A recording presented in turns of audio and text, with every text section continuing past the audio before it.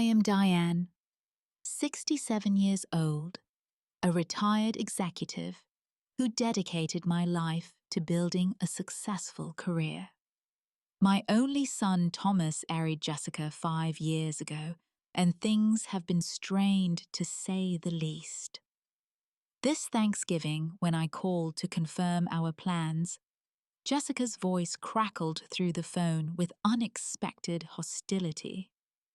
"If you want to join Thanksgiving, come wash the dishes," she shouted. I simply replied, "Enjoy." Little did she know what would happen next. Where are you watching from today? Let me know in the comments below, hit the like button, and subscribe to hear how I turned this holiday disaster into the best decision of my retirement.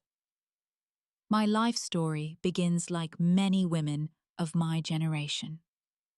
I worked my way up from an entry-level position to become the chief financial officer at a major corporation in Boston.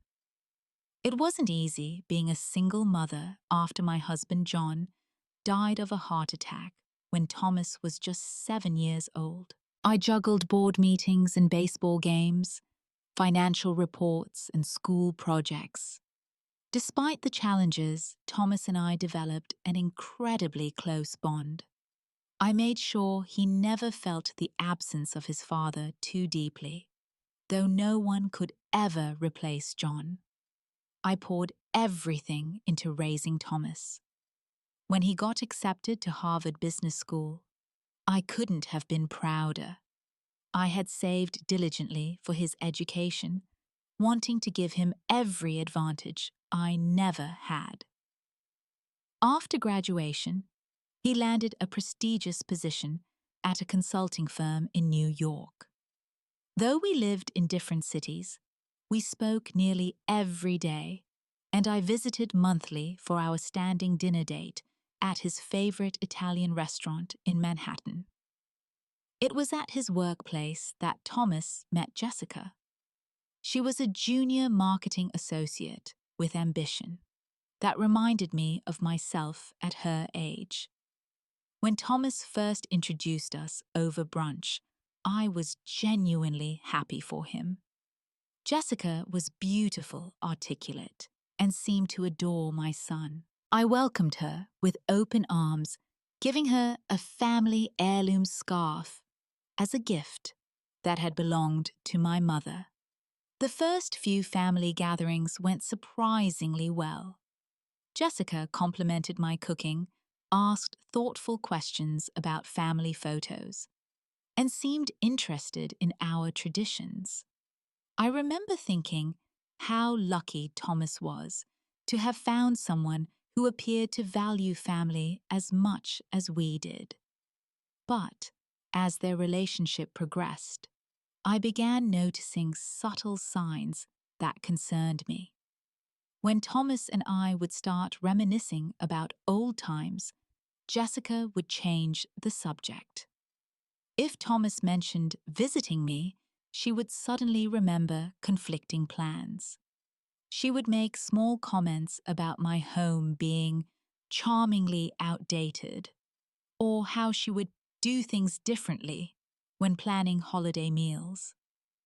When Thomas called to announce their engagement after dating for just 10 months, I expressed joy outwardly while harboring private concerns.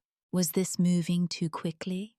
Nevertheless, I threw myself into being the supportive mother. I invited Jessica for lunch, hoping to establish a relationship independent of Thomas. I offered to help with wedding planning, to share family recipes to go dress shopping. But Jessica's responses grew increasingly dismissive. Lunch dates were cancelled last minute. My offers of help were met with, "That's sweet, but we've got it covered." I was slowly being pushed to the periphery of my son's life. The wedding itself was an elaborate affair at an exclusive venue in the Hamptons. Jessica had specific visions for everything from the napkin rings to the exact shade of flowers. Although I contributed a substantial sum toward their special day, I wasn't consulted on any of the plans.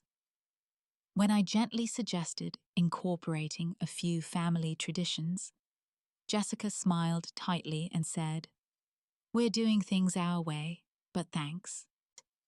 During the reception, I had prepared a heartfelt toast about watching Thomas grow from a curious little boy into the remarkable man he had become. I had practiced for weeks, wanting to convey my deep love for my son and my genuine welcome to Jessica. But 3 sentences into my speech, Jessica interrupted, thanking me and promptly calling the band leader to start the music. I sat down. Speech unfinished, my champagne glass still raised. Thomas seemed uncomfortable but said nothing. That moment at the reception was a harbinger of things to come. After the honeymoon, I noticed a distinct change in our family dynamic. My regular dinner dates with Thomas were rescheduled, then reduced to monthly, then became rare occurrences. When I called, Jessica would often answer and explain that Thomas was busy. Sometimes I could hear him in the background, but the phone was never passed to him. Holidays, which had once been joyful reunions, became tense negotiations. The first Christmas after their wedding, I was told I could come only on December 26th because they were spending Christmas Day with Jessica's family. When I arrived bearing gifts and homemade cookies, Jessica mentioned they were watching their sugar intake, and my treats were left untouched on the counter. Thomas called less and less. When we did speak, our conversations felt guarded, as if he was measuring his words. When I finally gathered the courage to ask if everything was all right, he quickly defended Jessica. "She's just protective of our time together, Mom. She works hard and needs our weekends to decompress. I'm sure you understand." Jessica's criticisms, once veiled as compliments, became more direct. My cooking was too traditional. My home was cluttered with outdated knickknacks. My clothing was not flattering for a woman your age. Each barb stung, but I smiled and swallowed my hurt for Thomas's sake. I learned through mutual friends that Jessica often spoke about me at social gatherings. She would tell stories that painted me as overbearing or clueless, frequently prefacing comments with, "My mother-in-law, bless her heart." The gossip eventually made its way back to me, adding another layer of humiliation to an already painful situation. As time passed, I found myself increasingly isolated from my son's life. I was invited to fewer gatherings. Photos posted on social media showed family events I hadn't known about. I was becoming a stranger to the person I loved most in the world, and the loneliness was almost unbearable. Still, I maintained my dignity, never complaining to Thomas or confronting Jessica directly. I kept hoping that, with time, things would improve. As November approached this year, I began thinking about Thanksgiving, traditionally my favorite holiday. Before Thomas married, I had hosted an elaborate feast annually, inviting friends and family who had nowhere else to go. My turkey was legendary, and my home would be filled with laughter and conversation until late in the evening. For the past 4 years, however, Jessica had insisted on relegating me to bringing a single side dish that often went untouched. This year, I decided to extend an olive branch. I called Thomas in early November and offered to host Thanksgiving at my house the way we used to do it. It would mean so much to have you both here, I said. I miss cooking for you.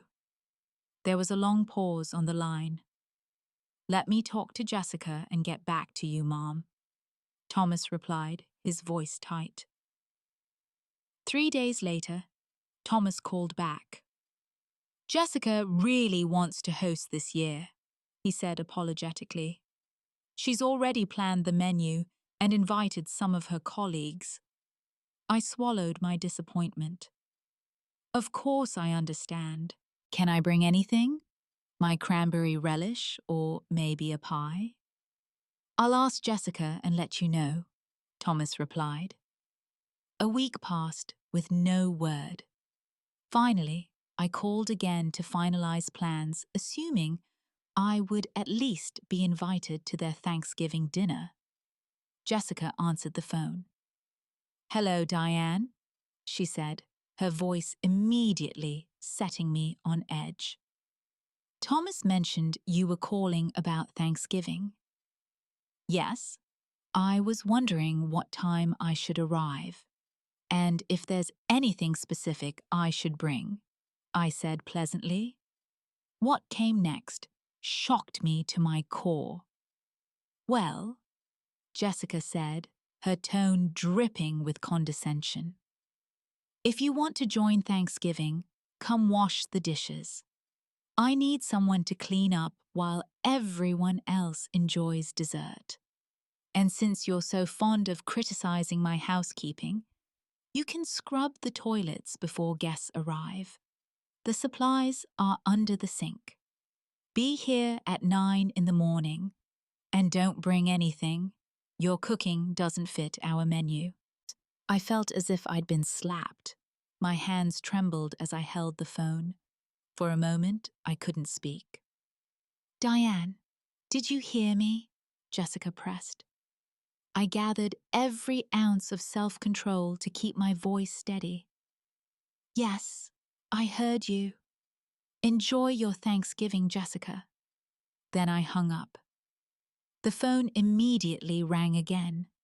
It was Thomas. Mom, Jessica said you're not coming tomorrow. What happened? I couldn't bring myself to repeat Jessica's words.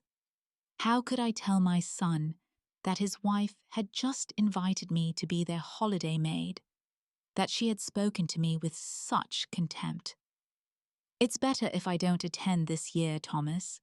You two enjoy your guests. But Mom, it's Thanksgiving.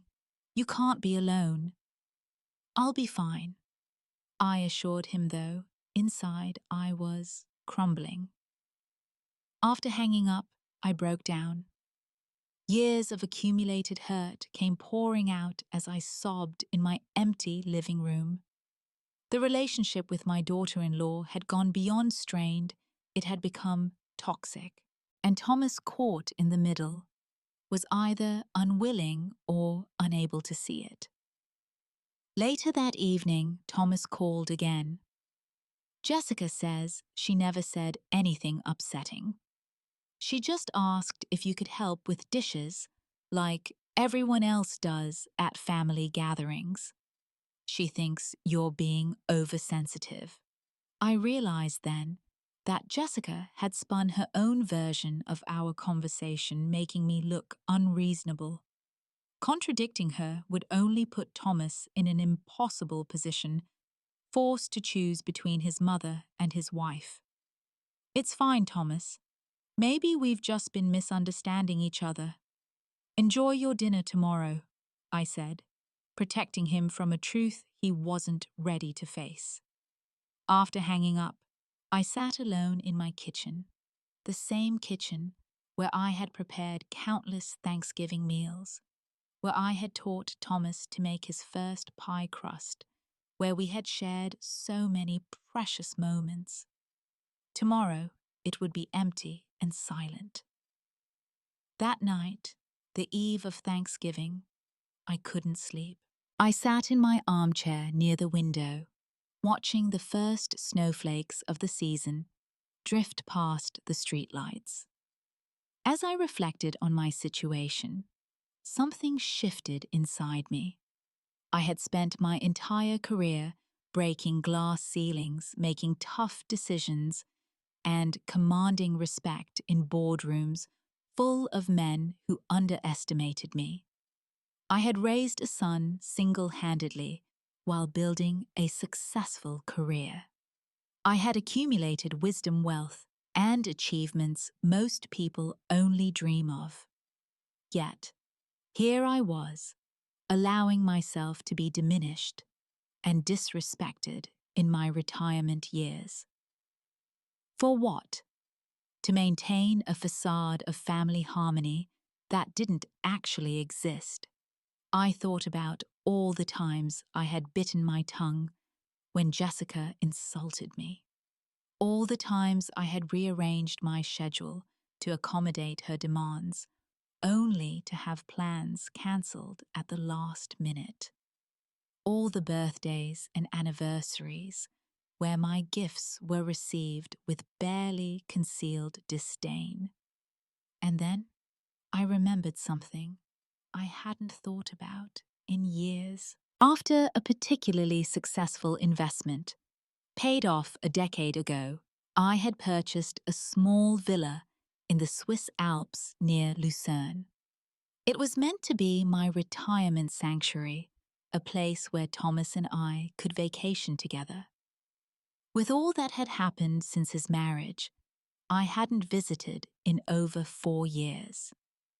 The property was maintained by a local manager, waiting patiently for my return. In that moment, I made a decision. I pulled out my laptop and booked the next available flight to Switzerland. It left in 6 hours.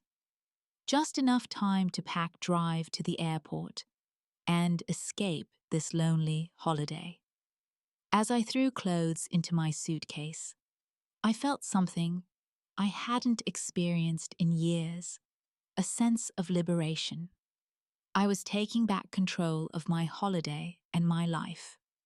I left a brief note for my neighbor, asking her to collect my mail, locked my front door, and headed to the airport with a lightness in my step that belied my 67 years.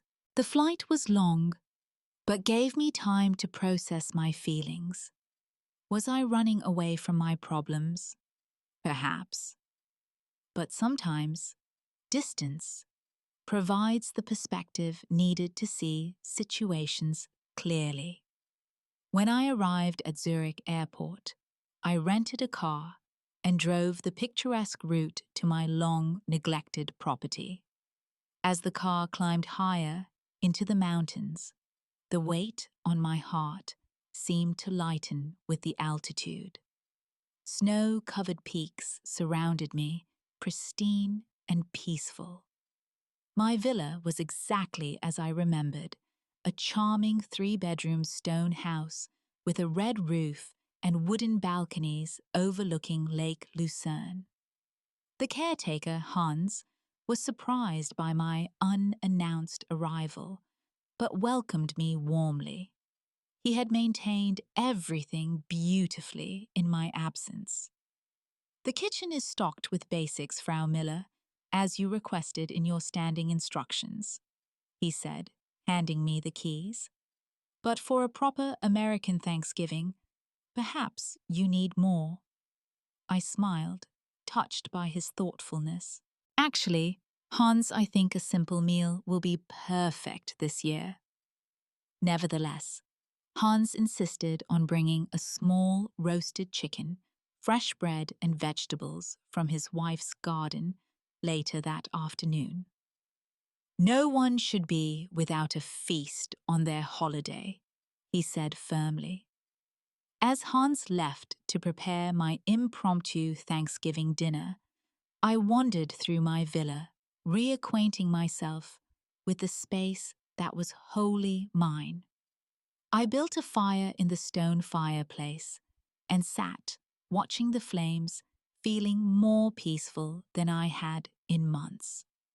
That evening, I enjoyed a modest but delicious Thanksgiving meal at my dining table overlooking the moonlit lake.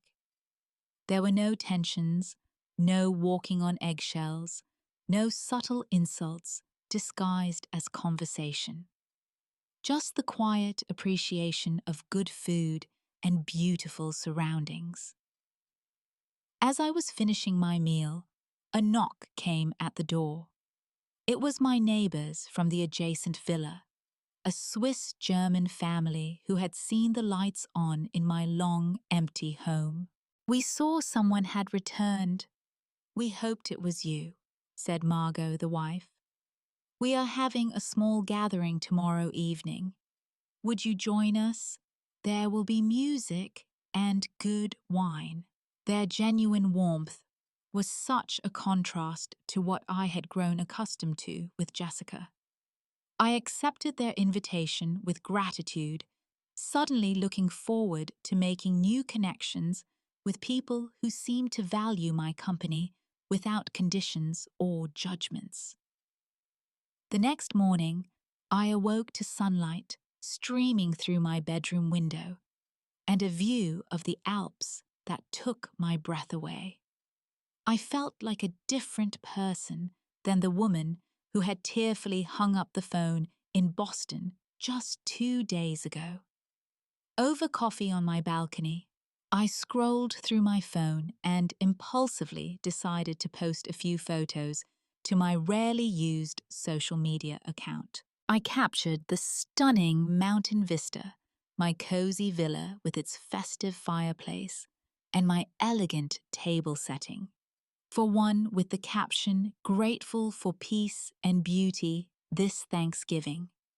Sometimes the unexpected path leads to the most beautiful destinations. I didn't post to provoke jealousy or make a statement. It was simply a genuine share of a moment of contentment. I put my phone away and spent the day exploring the village, nodding hello to locals who remembered me from previous visits. When I returned to my villa that afternoon, my phone was buzzing with notifications. Friends from Boston, former colleagues, distant relatives, all commenting on my photos with surprise and delight. "What a gorgeous place. I had no idea you had a Swiss villa. This looks like heaven." Among the notifications was a text from Thomas. "Mom, are you really in Switzerland right now?" I replied casually. "Yes, decided I needed a change of scenery. The mountains are beautiful this time of year." Then came the deluge. Jessica called. Once, twice, 10 times in succession. When I didn't answer, she continued calling. The counter on my phone showed 71 missed calls throughout the day. Voicemails began to accumulate, her tone evolving with each message. The first was angry. "How dare you abandon your family on Thanksgiving? Thomas is upset and it's ruining our dinner." Then curious. "I didn't know you had property in Switzerland. How long have you had that place?" Finally, surprisingly friendly. "That villa looks absolutely stunning, Diane. Thomas and I would love to visit sometime. Call me back when you can. We should talk about holiday plans." I chose not to respond immediately.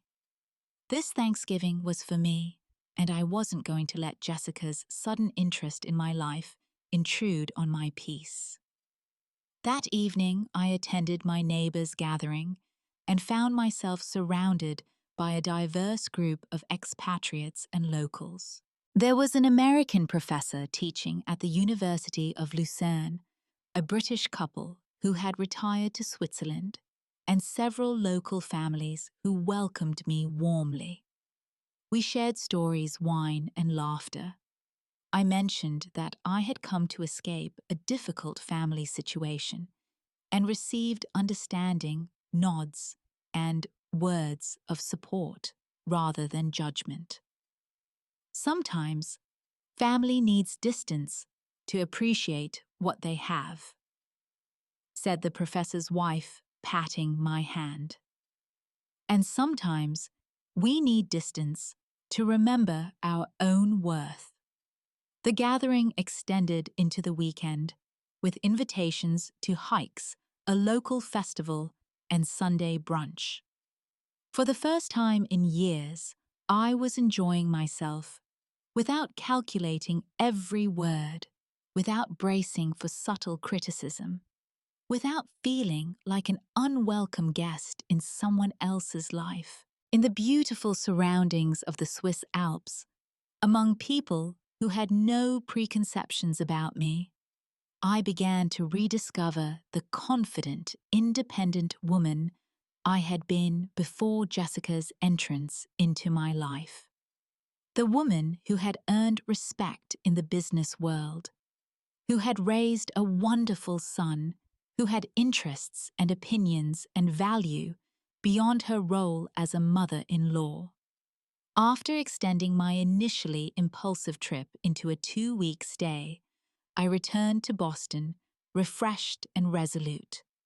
I had expected to return to an empty house and resume my regular routine. Instead, I found Thomas's car in my driveway and Jessica's designer purse on my foyer table. "Mom!" Thomas exclaimed when I walked in, rushing to hug me. "We've been waiting for you to get back." Jessica stood behind him, a smile fixed on her face that didn't reach her eyes. "Diane, what a wonderful surprise that was. Your Swiss villa is absolutely gorgeous. You never told us about that property." Her tone was syrupy sweet, a complete reversal from our last phone conversation. I set down my luggage, noting how Jessica's eyes followed my movements with unusual intensity. "It's been in my portfolio for about 10 years, I replied neutrally. "It was meant to be a retirement retreat." "Well, it's just stunning," Jessica gushed. "Those views, that architecture, it must be worth a fortune in that location." As I unpacked and settled back in Jessica, peppered me with questions that seemed oddly focused on financial matters. How much was property worth in that area of Switzerland? Was it difficult to maintain from overseas? Had I considered what I would do with it, eventually? Thomas sat uncomfortably through his wife's interrogation, occasionally trying to change the subject.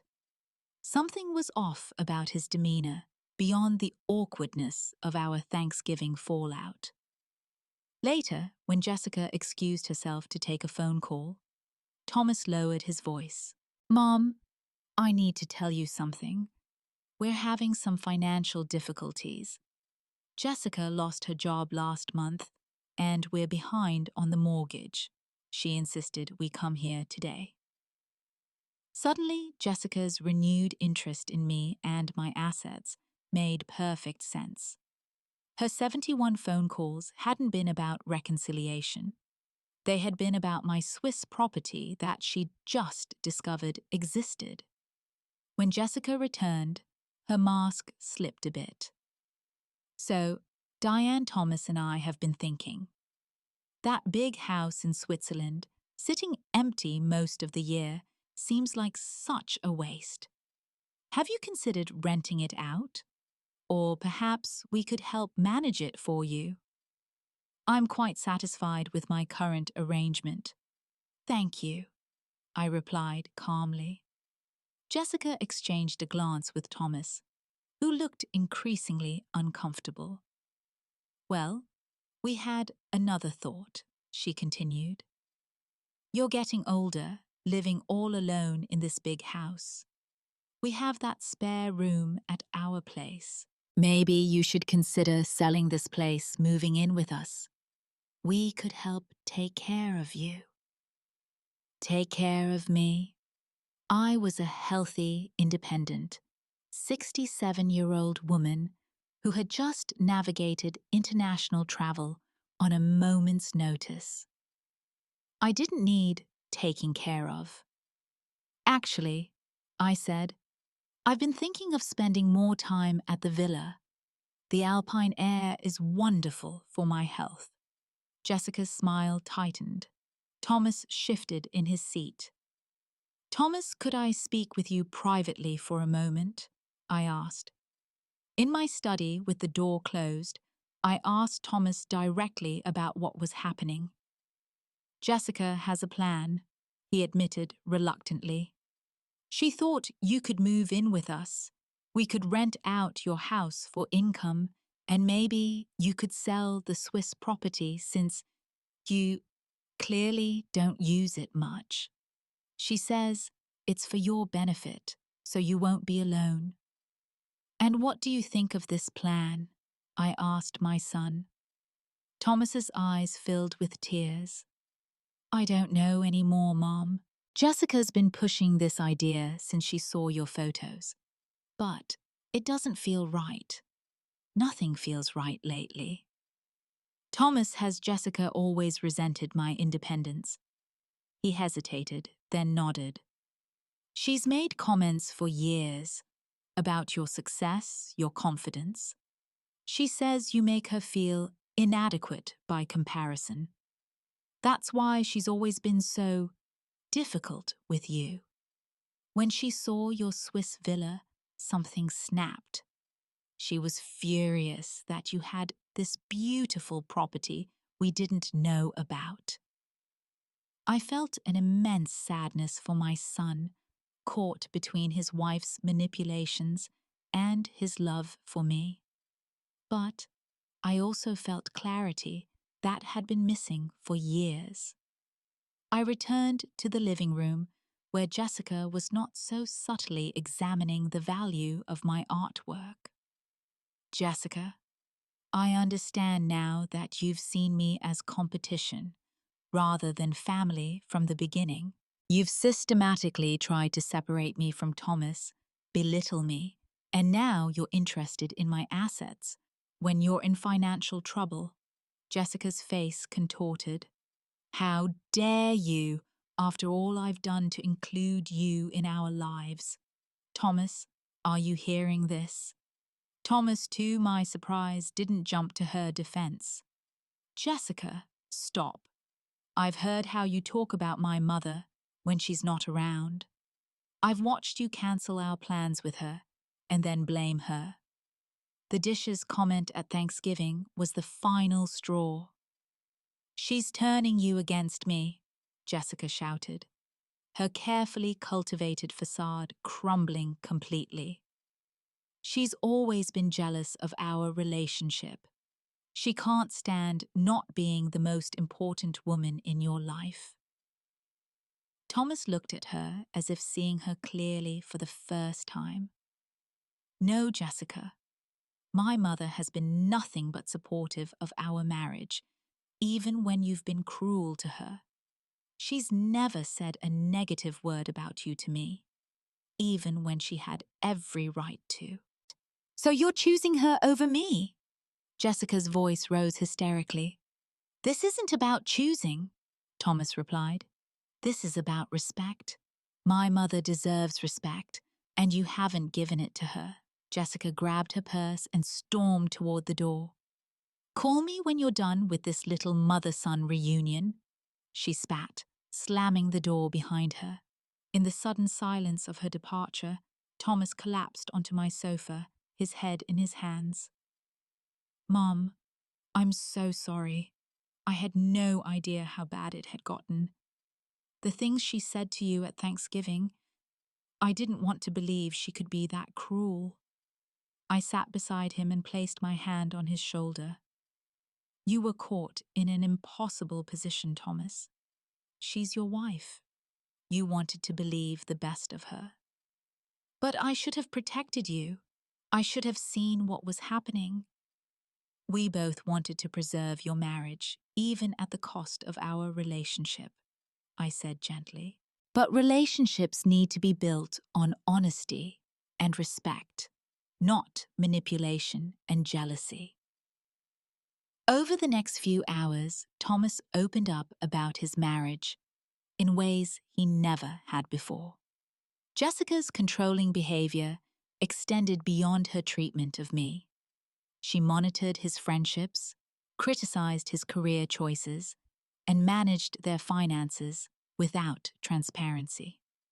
The financial troubles they were experiencing were largely due to her excessive spending, which she had hidden from him until they were nearly bankrupt. "I don't know what to do," he confessed. "I took vows. I made a commitment." "Those vows go both ways, Thomas," I reminded him. "You deserve a partner who builds you up, not one who isolates you and tears down the people you love." I made it clear that while I would support whatever decision he made about his marriage, I would no longer accept mistreatment from Jessica. I had rediscovered my self-worth in Switzerland, and I wouldn't compromise it again, not even for my beloved son. "I understand, Mom, and I respect that. I need to figure out what's next for me and Jessica. But I won't let it come between us again." In the weeks that followed, Thomas and Jessica entered marriage counseling. I kept my distance, giving them space to work through their issues. Thomas called regularly, our relationship slowly healing after years of Jessica's interference. I decided to spend Christmas at my Swiss villa, extending an open invitation to Thomas. To my joy, he accepted coming alone for a week of reconnection in the mountains. We skied, talked for hours by the fire, and rebuilt the close bond that Jessica had nearly destroyed. As for Jessica, the counseling seemed to trigger some genuine self-reflection. When faced with the potential loss of her marriage, she began to recognize her insecurities and controlling tendencies. Thomas reported small but meaningful changes in her behavior. She started therapy to address her jealousy issues and financial impulsiveness. By the following Thanksgiving, things had shifted dramatically. Jessica extended a genuine apology to me, acknowledging her behavior without excuses. While I wasn't ready to completely trust her transformation, I appreciated the effort and the opportunity to establish a more respectful relationship. Instead of the tense, hierarchical holidays of the past, we created a new tradition. I hosted Thanksgiving at my home with Thomas and Jessica as guests, along with friends from my community. Jessica brought a dish she had prepared herself and actually asked me for cooking advice, a small but meaningful olive branch. Looking back at the journey from that horrible phone call to where we are today, I realize that sometimes the most painful moments can lead to the greatest growth. Had Jessica not pushed me to my breaking point with her "come wash the dishes" ultimatum, I might never have rediscovered my Swiss sanctuary, and more importantly, my sense of self-worth. I learned that setting boundaries isn't selfish. It's necessary for healthy relationships. I learned that speaking your truth, even when it's difficult, is ultimately kinder than maintaining a painful status quo. And I learned that it's never too late to rebuild what's been broken, as long as all parties are willing to do the work. My relationship with Thomas is stronger than ever. My relationship with Jessica is a work in progress, built on new foundations of honesty and respect, rather than resentment and competition. And my relationship with myself has been transformed by the courage to stand up for my dignity and joy. This year, I'm hosting Thanksgiving again, but at my villa in Switzerland. Thomas and Jessica are flying in along with the friends I made during my impromptu escape last year. As I prepare for their arrival, I can't help but reflect on how that moment of crisis became a catalyst for positive change in all our lives. Have you ever had to set difficult boundaries with family members? How did it change your relationships? Share your experiences in the comments below. And if this story resonated with you, please hit the like button and subscribe to hear more stories of family challenges and personal growth. Thank you for listening, and remember that sometimes the most loving thing you can do, both for yourself and others, is to stand firm in your worth. Happy Thanksgiving to all of you, wherever and however you're celebrating this year.